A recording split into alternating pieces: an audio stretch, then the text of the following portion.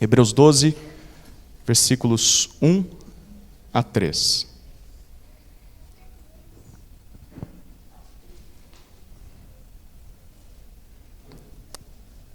Todos achamos? Acompanhe com fé a leitura da palavra de Deus. Portanto, também nós, visto que temos a rodear-nos tão grande nuvem de testemunhas, livremo-nos de todo o peso e do pecado que firmemente se apega a nós e corramos com perseverança a carreira que nos está proposta, olhando firmemente para o autor e consumador da fé, Jesus, o qual, em troca da alegria que lhe estava proposta, suportou a cruz, sem se importar com a vergonha, e agora está sentado à direita do trono de Deus. Portanto, pensem naquele que suportou tamanha oposição dos pecadores contra si mesmo, para que vocês não se cansem nem desanimem. Amém? Vamos orar mais uma vez, queridos. Deus, revela a Tua vontade a nós nessa noite. Fala conosco naquilo que nós precisamos Te ouvir. Edifica a Tua igreja, Senhor, através da Tua palavra. Que o Teu Espírito nos conduza à compreensão desses versículos do capítulo 12 de Hebreus. E que o Senhor receba toda a glória e toda a honra através de nossas vidas. Assim oramos no nome de Jesus. Amém. Como nós podemos chegar ao céu? Qual é o caminho até a pátria celestial? A pergunta principal é: você está indo para lá? Sim ou não? Como saber que você está no caminho certo? Como saber que é para o céu que você está indo? Bom, Hebreus é uma espécie de sermão em forma de carta. A gente não sabe quem é o autor de Hebreus, mas na leitura desse livro a gente percebe que ele era um líder ou um pastor muito preocupado com o seu rebanho. O que estava acontecendo naquela época? Tudo nos leva a crer que os leitores desse livro eram judeus, que tinham crido em Jesus como o Salvador prometido por Deus no Antigo Testamento. Mas o problema é que eles eram minoria. A maior parte dos judeus daquela época não tinha feito isso.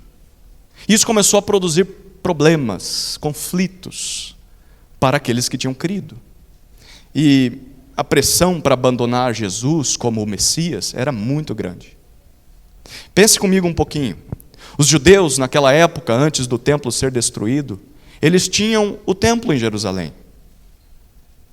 O templo que não se compara ou melhor, o que a gente tem hoje ali em São Paulo, não se compara com aquele que era. O templo era belíssimo. Eles não tinham só o templo, mas tinham sacerdotes, tinham todos os utensílios banhados a ouro, eles tinham os sacrifícios que eram bem elaborados, tinham os louvores e toda a tradição dos antepassados. Tudo no judaísmo daquela época era bem certinho, assim, muito bem feito, aparentemente muito, muito seguro. Era algo estável, antigo, com raízes profundas. Mas aí os seguidores de Jesus não tinham nada disso. Eles não tinham templo, se reuniam nas casas, onde dava. Eles também não tinham mais sacrifícios, eles acreditavam que Jesus já tinha sido o sacrifício perfeito pelos seus pecados, então eles não repetiam essas coisas nos seus cultos, o que era estranho para um judeu. Eles também não tinham imagens ou utensílios na sua liturgia, no seu dia a dia. Eles só tinham 2 símbolos, que eram o batismo, que a pessoa batizava apenas uma vez, quando chegava a fé, e a ceia. Só esses 2 símbolos. Não tinha mais candelabro, não tinha mais os incensos. E essa comunidade agora ela era composta por todo tipo de gente. Agora não é só mais judeu, não é mais o povo puro da linhagem de Israel. Agora está misturado com gente de outras nações, gente de cultura e língua diferente. Realmente Isso fez com que alguns que tinham crido em Jesus voltassem atrás. Alguns judeus que no começo acreditaram realmente que Jesus era o Messias, mas agora estavam deixando a igreja de Cristo para voltar para o judaísmo. E aí você soma esse problema com o fato de haver muita oposição e perseguição de modo geral. O mundo não gostava dos cristãos. E a igreja começou a desanimar. Talvez algumas perguntas começaram a surgir entre eles. Será mesmo que nós estamos no caminho certo? Será que Jesus é o Messias, o Cristo? Será que o sacrifício de Jesus foi suficiente para que a gente fosse perdoado, aceito por Deus? Será que a salvação está mesmo em Cristo? A igreja é de fato o povo de Deus? E se nós estivermos errados? E se o judaísmo ou qualquer outra religião que seja realmente for a verdadeira e não isso aqui que a gente está fazendo? E se nós estivermos perdendo o nosso tempo? E mais, será que vale a pena sofrer tanto assim por Cristo? Será mesmo que é assim que a gente chega ao céu? Não parece que deveria ser assim. É estranho esse caminho. Talvez estas sejam algumas das perguntas que te trouxeram até aqui hoje. Talvez você, de fato, tenha se perguntado se tudo isso é mesmo verdadeiro. Talvez você tenha se questionado se Jesus é o único caminho para Deus. Isso parece muito exclusivista. Talvez você esteja se questionando se a igreja é onde você deveria estar.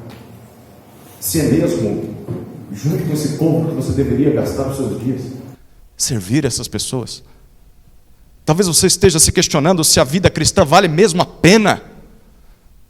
Se a luta contra o pecado é legítima. Será que talvez o certo mesmo não seria deixar tudo isso de lado e voltar para a velha vida? Talvez aquela vida fosse mais tranquila para você e você está se questionando, será que não vale a pena mesmo voltar a pensar um pouco mais em mim? Porque esse tipo de vida me causa sofrimento. Eu queria ser só um pouquinho mais feliz. Ou quem sabe talvez encontrar uma outra religião, algo mais fácil, ou uma religião mais histórica, mais firmada no tempo, talvez uma religião mais segura, em que a gente tenha objetos e possa tocar neles, coisas mais palpáveis. Percebeu a preocupação do autor de Hebreus? É por isso que ele escreveu essa carta. Esse pastor ama o seu rebanho. Esse pastor não quer que as pessoas que ele cuida desanimem, não quer que eles deixem de seguir a Jesus, não quer que eles voltem à velha vida de pecado, abandonem a igreja, sei lá, indo para o mundo, ou simplesmente voltando para o judaísmo, ou indo para qualquer outra religião que não leva a Deus. Por isso, ele escreve esse sermão em forma de carta. E ele tem dois propósitos quando escreve esse livro aqui. O primeiro propósito é para informar ou lembrar os seus leitores que Jesus Cristo é sim o Filho de Deus. Desde as primeiras palavras dessa carta você lê isso. Jesus é o Filho de Deus, aquele a quem o Pai enviou ao mundo para morrer de uma vez por todas naquela cruz pelos nossos pecados e nos reconciliar com o Criador. Esse Jesus que morreu e ressuscitou, ele está assentado à direita de Deus Pai, regendo todo o universo, acima de tudo e todos, e é somente através dele que nós podemos conhecer a Deus. É só através de Jesus que nós podemos ir para o céu. É isso que o autor de Hebreus vai dizer ao longo da carta. Mas esse é o primeiro propósito, mostrar que Jesus é isso. O segundo propósito é para exortar, encorajar o leitor a não voltar atrás. Porque se Jesus é tudo isso, se Jesus é o único caminho para chegarmos até Deus, escolhido pelo próprio Pai, então vocês não vão encontrar nada no mundo. Se vocês voltarem atrás, não vão encontrar nada lá. Não vão encontrar nada no judaísmo ou em qualquer outra religião, a não ser uma vida de impiedade, uma vida de farsa, de hipocrisia, de degradação, e no futuro, não é salvação que vocês vão experimentar, é juízo, é castigo de Deus. E depois de dizer tudo isso, do capítulo 1 até o capítulo 11, como qualquer pastor, ele está pronto para fazer a conclusão do sermão. E a conclusão é composta de aplicações. E o capítulo 12 inaugura essas aplicações. Diante de tudo que a gente acabou de ouvir aqui, o que a gente deveria fazer? E aqui eu quero novamente perguntar para você. Você ainda tem dúvidas se Jesus, se a vida cristã, se a igreja são mesmo a verdade? Você tem receio de talvez estar perdendo o seu tempo, perdendo a sua vida e a sua alma por seguir esse caminho? Ou você pode até ter certeza dessas coisas, mas na verdade você tem se sentido muito fraco.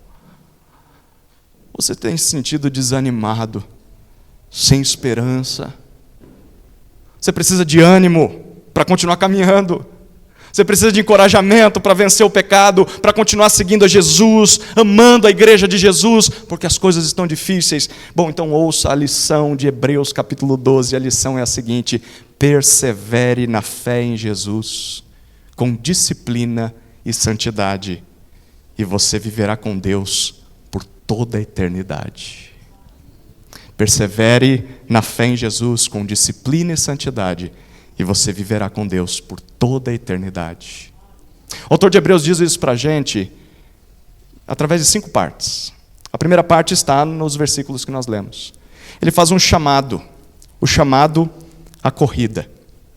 O nosso texto começa no versículo 1 com um portanto. Você está vendo isso aí na sua Bíblia? Então, o que ele vai dizer a partir de agora é a conclusão do que veio antes. A pergunta é: o que veio antes do capítulo 12? A resposta é óbvia. O que veio antes do 12?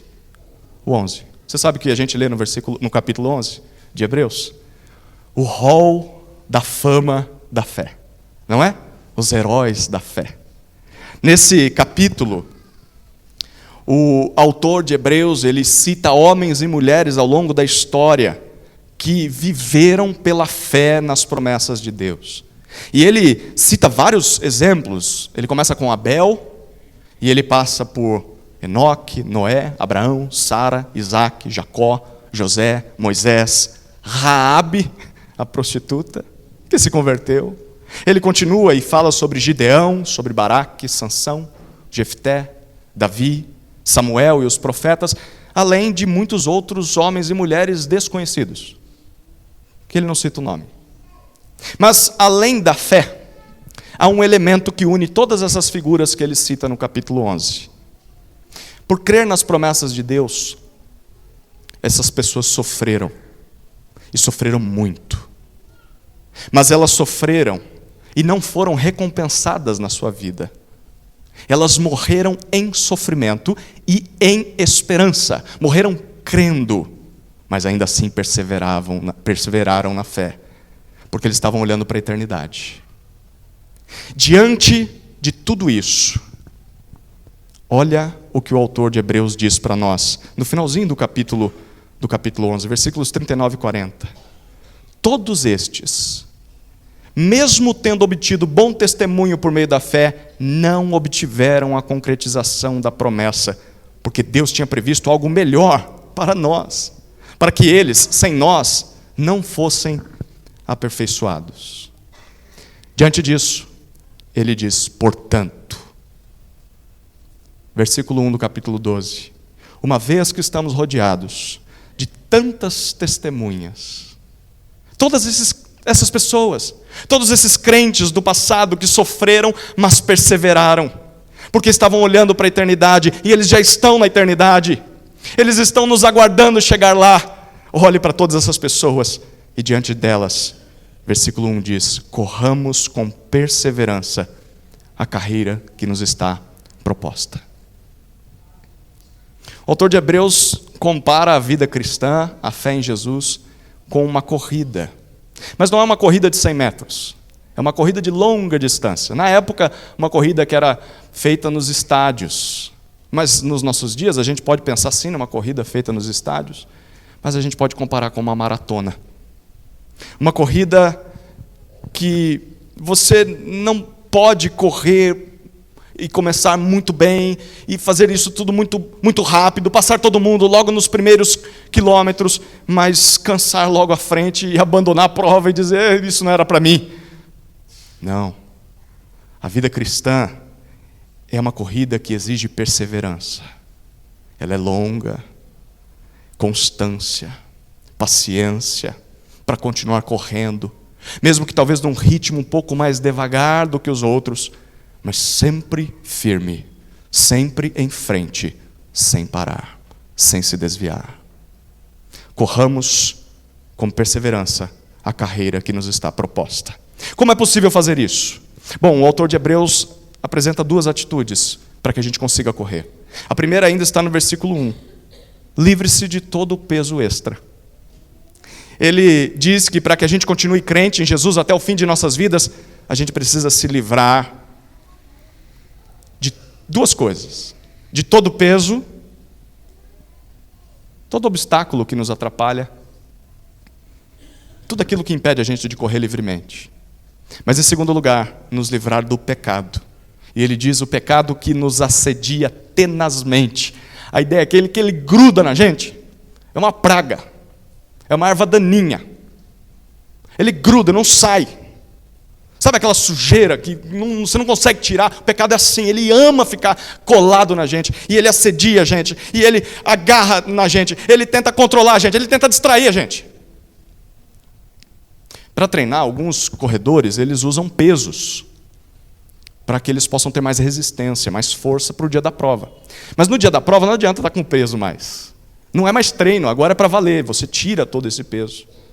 Você tem que estar fininho, né? Sem peso extra, sem a pochetinha, para poder correr. E é isso que o autor de Hebreus está dizendo. Abra mão de tudo o que te impede de seguir a Jesus. Isso sendo pecado ou não sendo pecado. Abra mão, porque senão você vai ficar pelo caminho. Abra mão, talvez, de um relacionamento que está impedindo você de seguir Jesus. Abra mão, talvez, de amizades, de situações em que você se coloca que te atrapalham de seguir a Jesus. Abra mão, talvez, dos sonhos que você tenha, dos desejos que você tem, de hábitos que você cultiva. Porque se isso está te atrapalhando a seguir a Jesus, você vai ficar pelo caminho. Livre-se de todo o peso extra, mas tem uma segunda atitude. Está no versículo 2 e no versículo 3. Olhe firmemente para Jesus. Ele diz no versículo 2, fixe os seus olhos em Jesus. E a palavra aqui traz a ideia de aprenda com Ele. Olhe só para Ele e veja como Ele corre. Quem é Jesus? O que Jesus fez? Ele diz no versículo 2, Jesus é o autor e consumador da nossa fé. O autor é aquele que deu origem a essa corrida. O consumador é aquele que foi o primeiro a concluir. O primeiro a chegar na linha de chegada. O primeiro a alcançar o prêmio. E no versículo 3 ele diz, sim, ele sofreu. Ao longo do percurso, ele suportou a oposição dos pecadores. Ele suportou a cruz, mas sem se importar com a vergonha disso, para conquistar a coroa. E hoje ele está sentado à direita do Deus Pai Todo-Poderoso. Sabe quem está na linha de chegada te esperando? Jesus está lá. Jesus abriu o caminho para nós, para que nós pudéssemos chegar até Deus.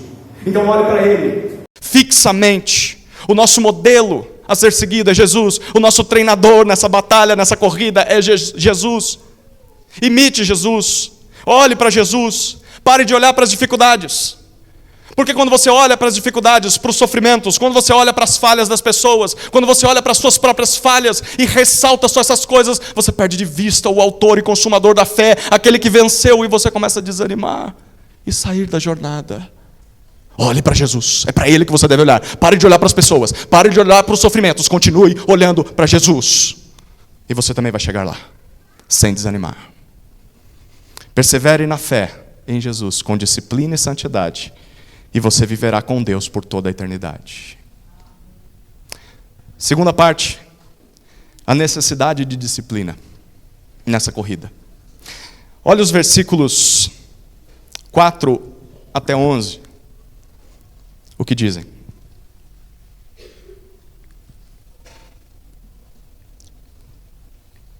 Na luta contra o pecado, vocês ainda não resistiram até o sangue. E vocês se esqueceram da exortação que lhes é dirigida como a filhos. Filho meu, não despreze a correção que vem do Senhor, nem desanime quando você é repreendido por Ele, porque o Senhor corrige a quem ama e castiga todo filho a quem aceita.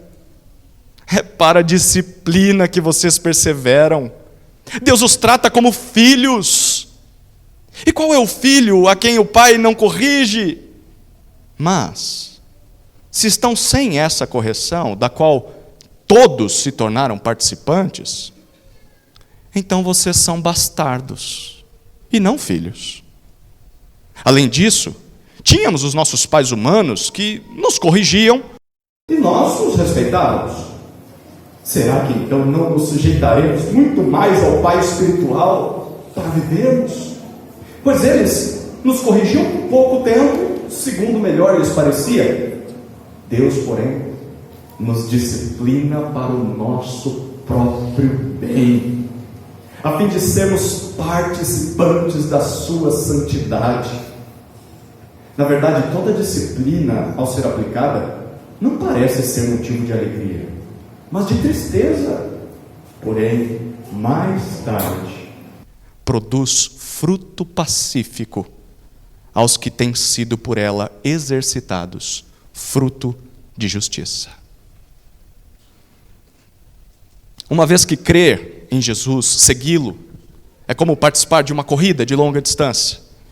Como é que a gente vai conseguir ter fôlego suficiente, pulmão, coração, energia, para conseguir chegar ao final, para suportar as dificuldades do percurso? Bom, a resposta é: precisamos de disciplina. Disciplina. Depois de dizer que os seus leitores deveriam se livrar do pecado, que facilmente gruda neles, gruda em nós, o autor aos Hebreus afirma que, por mais que eles já estejam fazendo isso, versículo 4, vocês ainda não fizeram o suficiente. Porque vocês ainda não derramaram o próprio sangue na luta contra o pecado. Ele diz que a corrida de fé em Jesus é marcada pela luta contra o pecado, por uma resistência, uma oposição ao pecado. Queridos, ninguém que segue a Jesus e está indo para o céu vive tranquilamente com o pecado. É impossível. Porque isso é marca de alguém que não está indo para o céu. É uma luta. E nós devemos combater o pecado com tanta força a ponto de estarmos dispostos a sofrer por isso. Esse é o significado da linguagem figurada que ele usa, a ponto de derramar o próprio sangue. Não quer dizer que você tem que sair por aí se flagelando e se cortando. A pergunta é: você luta contra o pecado? Você está disposto a sofrer por isso? Sofre para vencer o pecado? Diariamente? Ou você talvez não veja problema no pecado? O que tem isso aqui? Nem é tão feio assim. Todo mundo faz. Você se esforça para evitar o pecado? Porque isso diz muito sobre o para onde você está indo. Se é para o céu ou se é para o outro lado, o inferno. Quem vive sem lutar contra o pecado é porque se esqueceu de algo fundamental. Algo que o autor aos Hebreus cita nos versículos 5 e 6, que foi dito lá em Provérbios capítulo 3. Deus corrige ou castiga todos aqueles a quem Ele ama. Todos aqueles a quem Ele recebeu como filhos. Se o pecado é algo que nos atrapalha de correr até Deus, Deus vai usar todos os recursos possíveis e necessários para nos afastar do pecado. A correção, o castigo, a disciplina é um gesto de amor de Deus a nós. Então, o autor de Hebreus diz para nós: não despreze, não rejeite essa disciplina, não viva como se o pecado não fosse tão grave na sua vida. Mesmo que doa, Arranque o pecado do seu coração, arranque o pecado da sua vida. E por que nós precisamos fazer isso? Ele diz no versículo 7, porque é através da disciplina que nós perseveramos. Deus nos treina para a disciplina. A luta contra o pecado é uma espécie de treinamento para que a gente fique mais forte ao longo do percurso. E Deus coloca todos os seus filhos nessa batalha. Porque, como ele pergunta, a pergunta é retórica no versículo 7. Pois qual é o pai que não corrige o filho, o seu filho? Bom, a gente poderia responder ao autor de Hebreus, porque na nossa geração há muitos pais que não corrigem os seus filhos, né?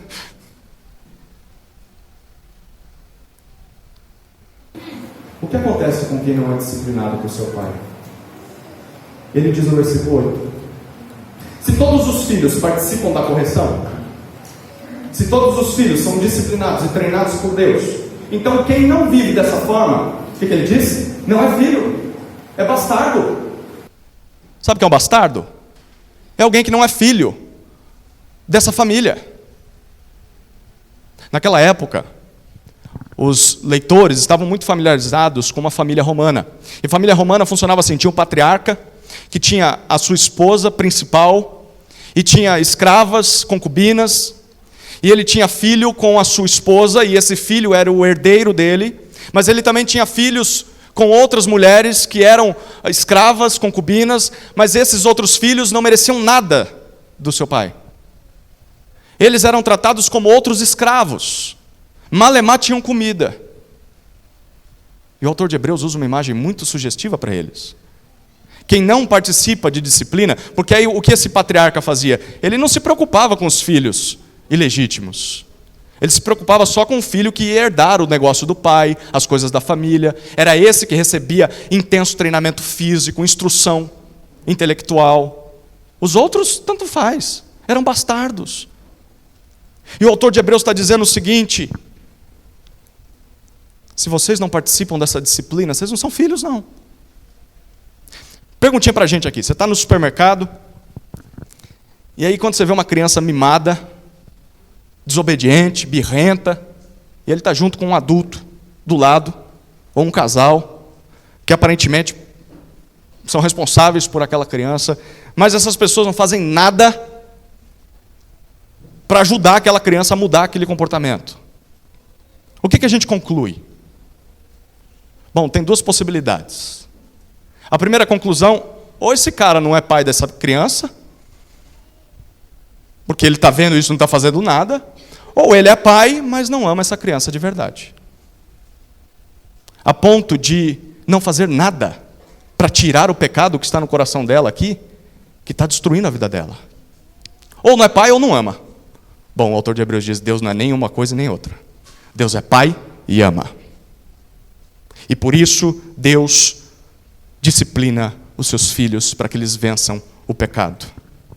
Se você foge dessa disciplina de Deus, se você ama mais o pecado do que a santidade, talvez você ainda não seja um filho, porque você está vivendo como um bastardo. Nos versículos 9 e 10, o autor de Hebreus compara os pais humanos, terrenos, com Deus, o Pai Supremo. E ele diz: olha, mesmo sendo falhos, os nossos pais, eles se preocupavam conosco.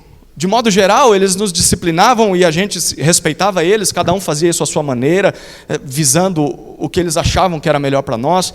Mas ele diz: mas Deus, que é o supremo Pai espiritual, Ele nos disciplina sem falhas, visando o nosso maior bem. E o nosso maior bem é a santidade. E como toda disciplina, ele diz no versículo 11, esse processo não é prazeroso. No começo, no momento, ele dói. Não dói disciplina? Dói. Dói. A gente chora. A gente lamenta. Mas no futuro isso traz alegria para a gente.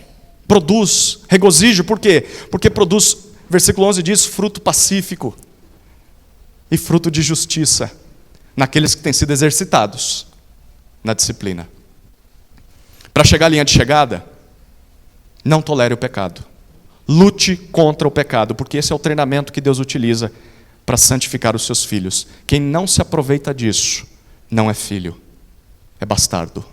Quem para de lutar contra o pecado mostra que talvez nunca tenha se tornado filho e não está indo para o céu. Persevere na fé em Jesus, com disciplina e santidade, e você viverá com Deus por toda a eternidade. Terceira parte, a aplicação dessa disciplina. Versículos 12 até 17. Uma vez que o autor disse que a vida cristã é uma longa corrida, deve ser encarada com disciplina do começo ao fim. Tá, mas em que ambiente essa disciplina acontece? Como é que ela se dá na prática? Olha o que ele diz nos versículos 12 até 17.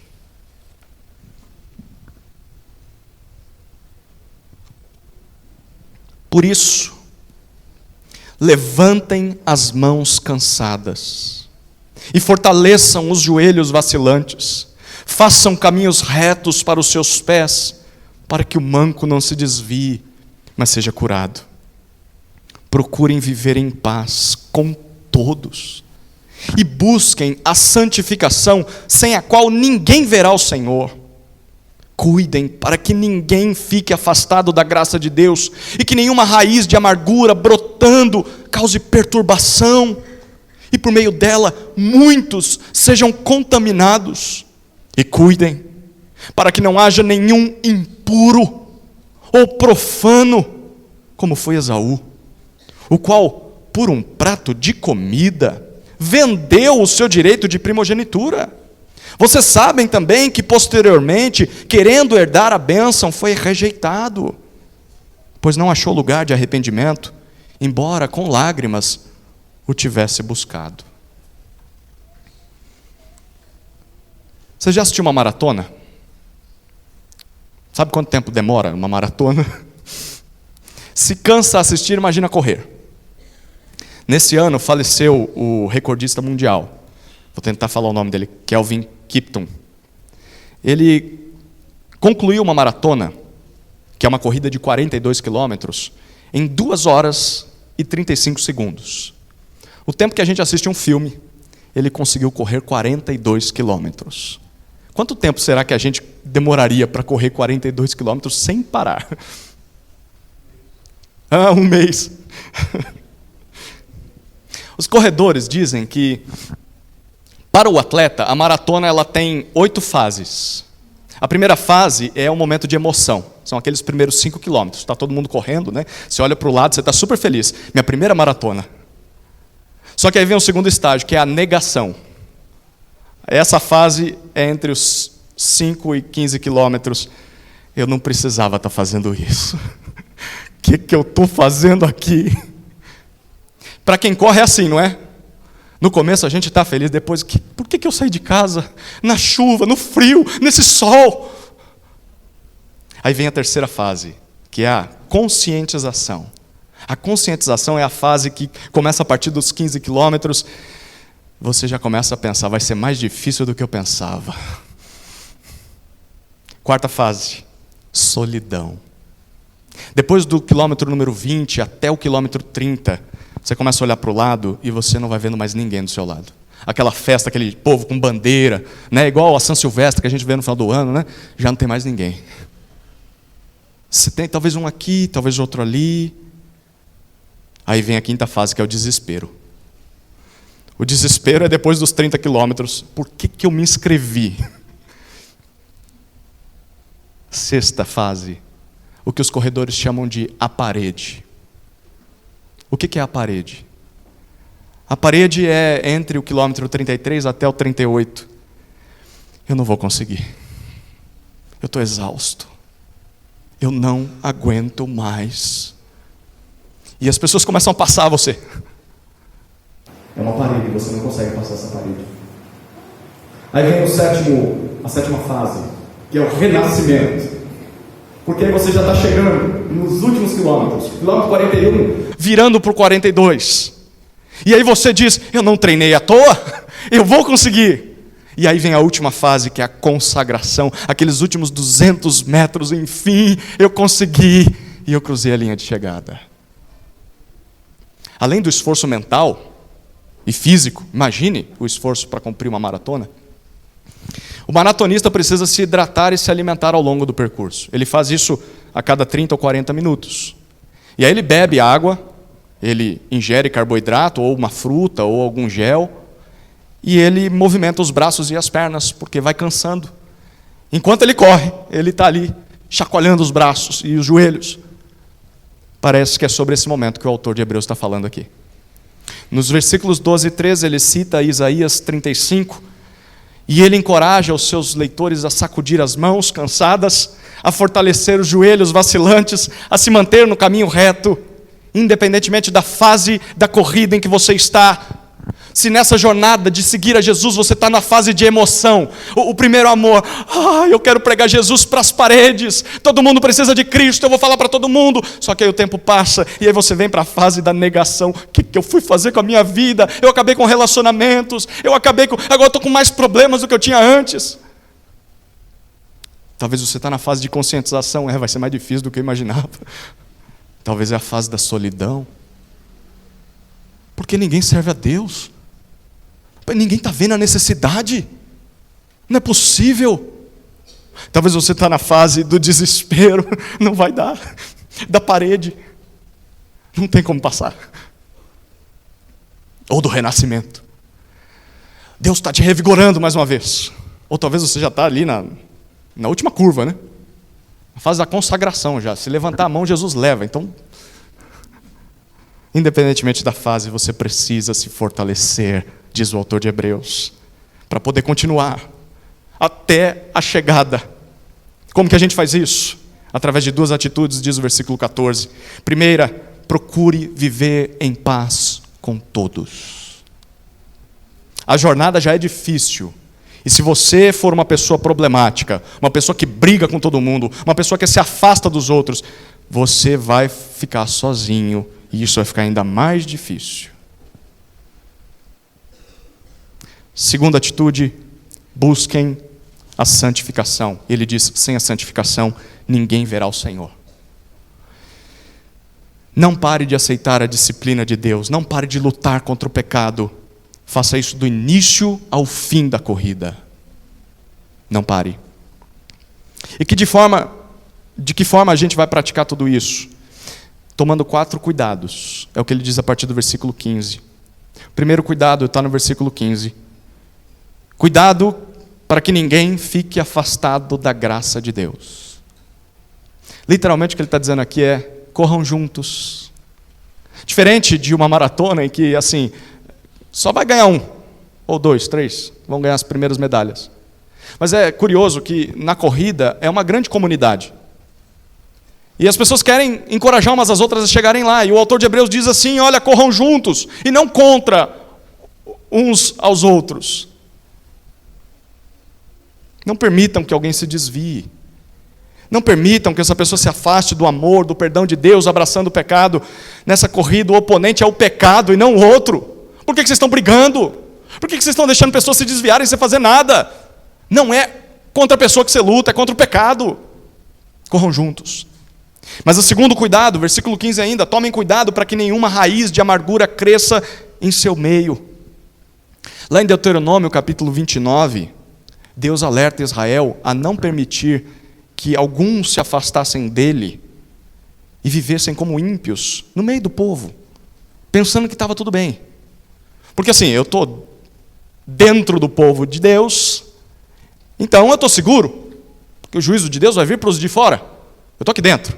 Mas a vida dessa pessoa seria marcada por impiedade. Sabe como em Deuteronômio Deus chama isso? Deus chama essa pessoa de raiz que produz veneno amargo. Curioso, né?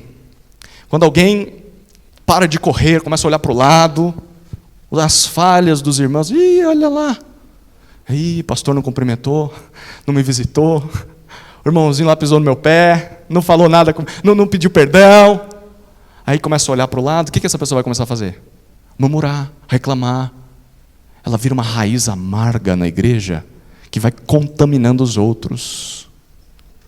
Tomem cuidado, porque isso perturba e desvia muitos outros.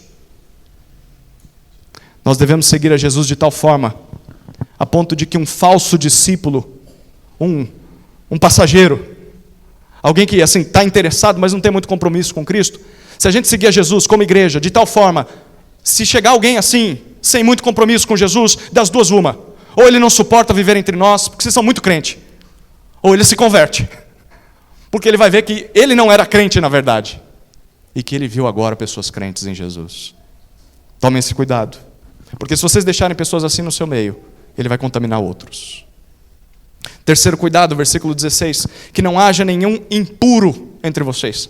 A palavra impuro aqui é literalmente pornos. De onde você já sabe o que vem uma outra palavra. Impureza sexual.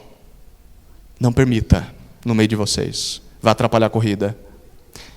Quarto cuidado, que não haja nenhum profano entre vocês. Versículos 16 e 17. E ele cita Esaú. Esaú era o primogênito de Isaac. Esaú era o herdeiro dos bens, das promessas de Deus. Mas, segundo Gênesis 25, Esaú não valorizou isso.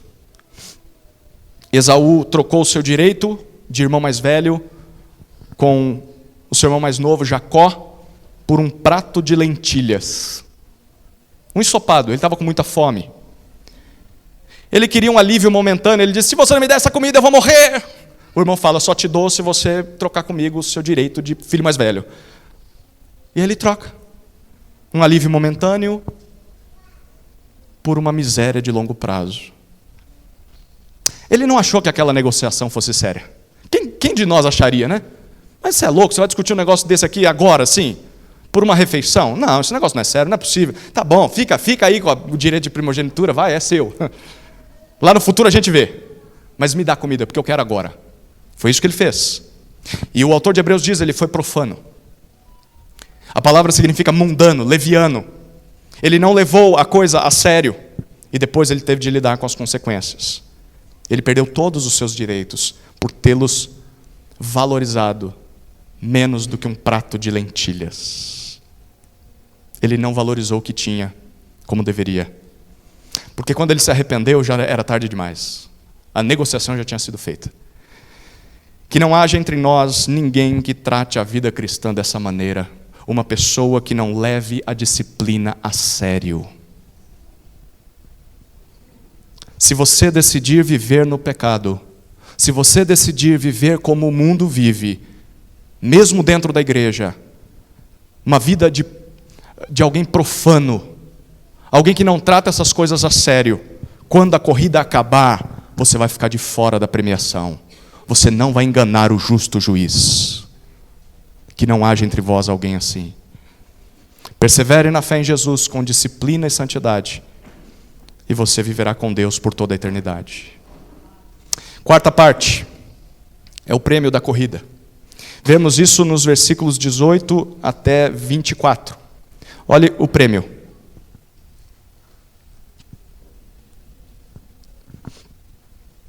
Ora, vocês não chegaram ao fogo palpável e aceso, à escuridão, às trevas, à tempestade, ao toque da trombeta e ao som de palavras tais que aqueles que ouviram isso pediram que não lhes fosse dito mais nada, pois já não suportavam o que lhes era ordenado.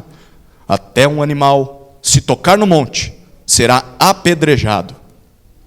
Na verdade, o espetáculo era tão terrível que Moisés disse, estou apavorado e trêmulo. Pelo contrário, vocês chegaram ao Monte Sião e à cidade do Deus vivo, a Jerusalém celestial e a milhares de anjos. Vocês chegaram à assembleia festiva, à igreja dos primogênitos arrolados nos céus. Vocês chegaram a Deus, o juiz de todos, e ao Espírito dos justos aperfeiçoados, e a Jesus, o mediador da nova aliança, e ao sangue da aspersão, que fala melhor do que o sangue de Abel.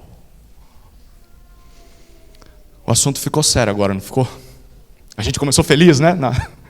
Na maratona, e daqui a pouco começa a ficar sério, e é para levar a sério mesmo. Seguir a Jesus é como uma longa corrida que exige perseverança e disciplina, luta contra o pecado, fortalecimento mútuo junto com outros crentes. Caso contrário, nós ficaremos pelo caminho. Mesmo estando tão perto dos corredores, da própria corrida e da linha de chegada. A propósito, é sobre a linha de chegada que o autor de Hebreus fala aqui. Aqui ele faz uma comparação entre dois montes, fica muito claro isso. Ele fala sobre o Sinai terreno, nos versículos 18 até 21, e depois ele fala sobre o Sião celestial, nos versículos sequentes. O Sinai terreno era onde Israel recebeu a lei, os 10 mandamentos, a antiga aliança. O Sião celestial aponta para a nova aliança, conquistada por Jesus a nós. O primeiro monte está nos versículos 18 a 21, Sinai terreno. Perceba os detalhes aqui. O autor descreve quase que com cheiro e imagens, né? Se você lê esse texto com atenção, você consegue imaginar aquela cena. O dia em que Deus se encontrou com o seu povo depois de tirá-lo do Egito sob a liderança de Moisés. Eles passaram, viram as 10 pragas, celebraram a Páscoa. Eles passaram com pés enxutos, secos, por meio do mar vermelho, e então eles chegam ao monte Sinai, e o versículo 18 diz que o monte queimava em meio à escuridão. O deserto, cheio de trevas, era refletido pelo céu em trevas também. Havia uma grande tempestade. Então uma trombeta ressoou do céu e Deus falou.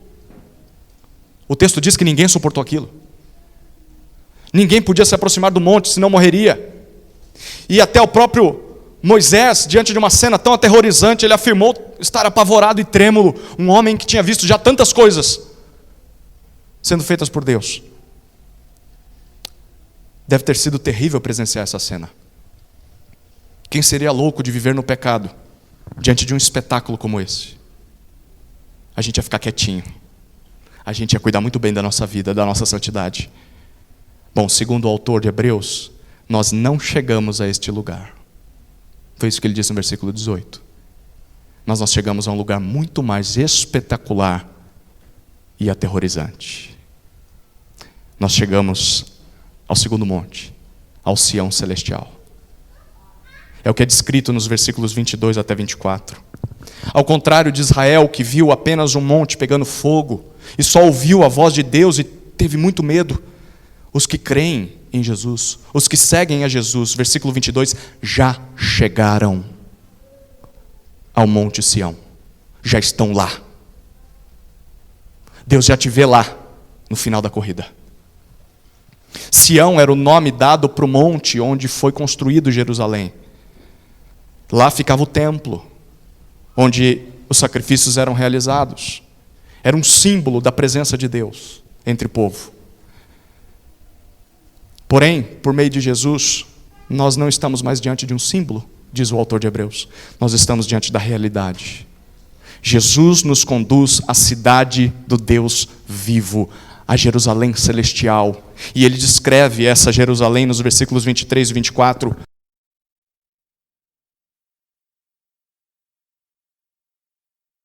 Todos os crentes de todas as épocas, para festejar a Deus, o juiz de todos, e festejar a Jesus, o mediador da nova aliança. E é ali que nós encontramos, diz o finalzinho do versículo 24, o sangue da aspersão, que fala melhor do que o sangue de Abel. Abel foi o primeiro exemplo citado no capítulo 11, de fé.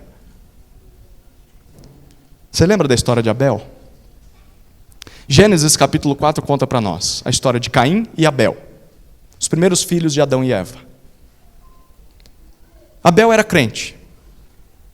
Caim era ímpio, profano. Deus aceitou Abel, mas rejeitou Caim. O que Caim fez? Se arrependeu? Pediu perdão? Não. Ficou com raiva de Deus, descontou no irmão. Primeiro assassinato da história. Ele matou o seu irmão. Então Deus confronta Caim. E Deus diz, onde está o seu irmão? Ele é desaforado, né? Eu lá sou guarda do meu irmão? E Deus diz para Caim o seguinte, o sangue do teu irmão, derramado na terra, clama por justiça. Isso mostra que o pecado precisa ser punido. O de Caim e o nosso. Todo pecado clama por justiça. Mas qual é o sangue que está diante de Deus, segundo o autor de Hebreus? É o sangue que exige a justiça de Deus? Não. É o sangue que satisfaz essa justiça. O sangue da aspersão. Jesus sofreu a punição que o nosso pecado merecia para que nós pudéssemos ter acesso a Deus na nova aliança. O sangue de Abel clamava por vingança, o sangue de Jesus proclama perdão. É neste lugar que nós já chegamos. O Sião celestial. Um monte muito mais aterrorizante e maravilhoso do que foi o Monte Sinai. E este é o nosso prêmio.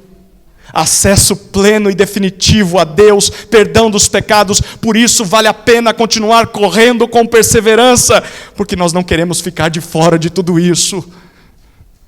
Persevere na fé em Jesus, com disciplina e santidade, e você viverá com Deus por toda a eternidade. Mas tem a quinta e última parte, o alerta para continuar correndo. Depois de olhar para o prêmio, olha o que o autor aos Hebreus diz para nós. Versículos 25 até 29.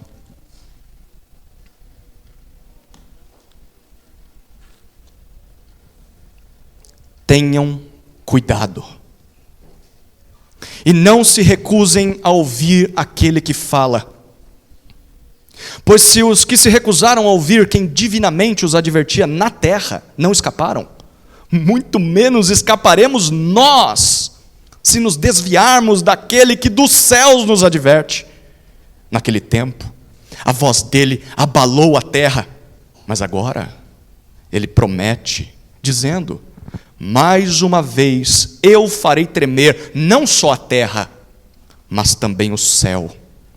Ora, as palavras mais uma vez significam a remoção dessas coisas abaladas, ou seja, das coisas criadas, para que permaneçam as coisas que não podem ser abaladas. Por isso, recebendo nós um reino inabalável, retenhamos a graça, pela qual sirvamos a Deus de modo agradável, com reverência e temor, porque o nosso Deus é fogo consumidor. Você ainda tem dúvidas se Jesus, se a vida cristã, se a igreja são a verdade? Você tem receio de estar perdendo a sua vida, perdendo o seu tempo, perdendo a sua alma nesse caminho? Se você chegou até aqui e não foi convencido, então aqui vai o argumento final. E o argumento final é um alerta. Versículo 25. Tenham cuidado. Prestem atenção. Cuidado com o quê? Para não se recusar, não rejeitar, ouvir aquele que fala. Quem é que está falando? Quem é que está falando lá no Monte Sinai? Vocês lembram? Ele falou sobre isso. Deus estava falando, não era? Eles viam o monte pegando fogo e eles ouviram uma voz do céu. Eles não viram nada, mas eles ouviram a voz. Uma voz vinda do céu. Mas quem é que está falando do Monte Sião celestial? É o próprio Deus também. Mas a resposta está certa, Gabriel. Porque o versículo 24 terminou dizendo que o próprio Deus nos fala através do sangue da aspersão de Jesus. Em outras palavras, o que o autor de Hebreus está dizendo? Lá no Sinai, o povo só ouviu a voz de Deus. Na nova aliança, vocês o veem falando com vocês, através do sangue de Jesus. Deus fala conosco através de Jesus. Portanto, ele diz: não voltem atrás, não parem de crer em Jesus, não parem de seguir a Jesus. Sabe por quê? Ele diz no versículo 25, porque se os que se recusaram a ouvir a voz de Deus naquela época, se eles foram destruídos e não entraram na terra prometida, vocês acham que nós vamos escapar do juízo de Deus se nos desviarmos daquilo que ele nos adverte através de Jesus dos céus? Vocês são loucos?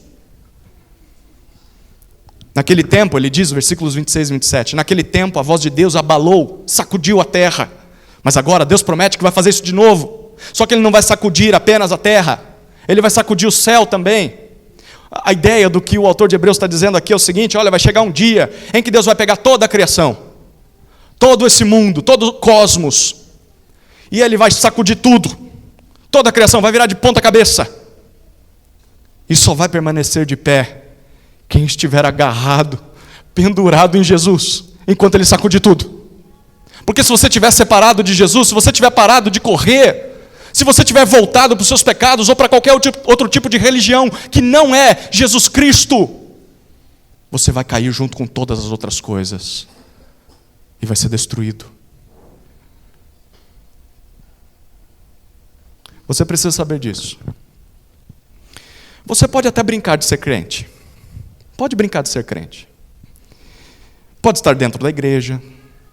Pode se interessar por assuntos espirituais, por teologia, gostar de Bíblia, gostar de falar sobre esses assuntos, gostar das músicas que cantamos, gostar desse ambiente, gostar das amizades. Você pode, mas assim, nunca se comprometer com Jesus, a ponto de seguir a Jesus, a ponto de lutar contra os seus pecados com perseverança e com disciplina, afligindo a sua própria alma, odiando o pecado. Você está aqui, mas na verdade não se comprometeu. Saiba que você não vai permanecer na presença de Deus no juízo final, porque a Ele ninguém engana.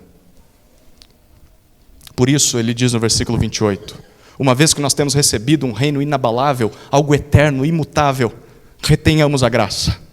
Agarre, abrace o Evangelho e não solte mais o Evangelho. Busque a santidade pelo resto da sua vida, porque por mais que isso custe caro, por mais que isso exija sacrifícios, sofrimentos, dores, dificuldades, ele diz no versículo 28, é deste modo que se serve a Deus de forma agradável, com reverência e temor. Logo, quem não vive dessa forma não agrada a Deus. E quem não se preocupa com o pecado, ou não se preocupa com o que Deus diz na sua palavra, na verdade, não está na corrida para o céu, mas para o inferno. Sabe por quê? Versículo 29 ele finaliza. O que diz o 29? Porque o nosso Deus é fogo consumidor. E quem brinca com fogo, acaba se queimando. Você vai brincar com Deus mesmo? Vai brincar com a vida cristã? Vai brincar com a igreja de Jesus? Vai brincar com a palavra? Vai mesmo? Vai se queimar. Leve as coisas de Deus de qualquer jeito. Leve as coisas de Jesus na brincadeira. Ou leve elas no banho-maria, sabe? Nem tanto assim, nem tanto assado, né? Estou aqui, mas esse negócio de compromisso aí é com esses mais crentes, né? Esse negócio de orar não é comigo. Esse negócio de ler a Bíblia não é comigo. Esse negócio de mudar as coisas em casa, como eu trato minha esposa, meu marido, meus filhos, como eu obedeço aos meus pais, como eu lido com os meus negócios, com o meu dinheiro. Esse negócio aí... O pastor é meio radical, né? Isso aí não é para mim. Brinque com a vida cristã. Vá levando dessa forma. Viva sem compromisso com a santidade. Não se discipline na luta contra o pecado. Não seja perseverante até o último dia da sua vida. E você vai ver o que te aguarda no final da corrida. O que te aguarda não é a Sião celestial. O que te aguarda é fogo consumidor e nada além disso. É isso que você quer? Quer lidar com fogo? Sim ou não? Sim ou não? Tem crente aqui ainda? Sim ou não? Você quer fogo consumidor? Não, não quer. Então não vire as costas para Jesus. Continue marchando, porque Jesus, só Jesus é a verdade, só Jesus é o caminho para o céu, só Jesus é a porta para a vida eterna. E se Jesus é tudo isso, e Ele é, então vale a pena perseverar crendo em Jesus. Mesmo que a gente sofra ao longo do percurso, mesmo que a gente sofra ao longo da corrida, com dificuldades, com disciplina, com luta contra o pecado, oposição das pessoas, sabe por que vale a pena? Porque essa vida, como uma maratona, uma hora tem fim, uma hora ela acaba. A maratona tem uma hora que acaba. e a vida também. O que são apenas mais alguns quilômetros de corrida? Para você que correu tanto até agora, você já talvez correu a maior parte da jornada. Mais alguns anos de esforço. O que são mais alguns meses de perseverança comparados com a eternidade de alegria e glória que te aguarda na Jerusalém celestial? Compare essas duas coisas e diga se vale a pena abandonar mesmo. Persevere na fé em Jesus com disciplina e santidade, e você viverá com Deus por toda a eternidade. Amém? Vamos orar, queridos. Pai amado, nós nos alegramos tanto com a Tua palavra. Que privilégio temos de poder dedicar esse tempo para ouvir a Tua voz. Mas nesse momento nós te suplicamos que o Teu Espírito nos leve a confiar nessa palavra que ouvimos e a não retrocedermos.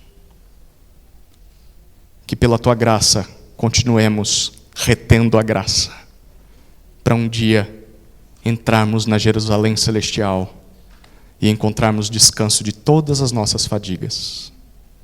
Assim oramos, em nome de Cristo, para a sua glória. Amém. Amém.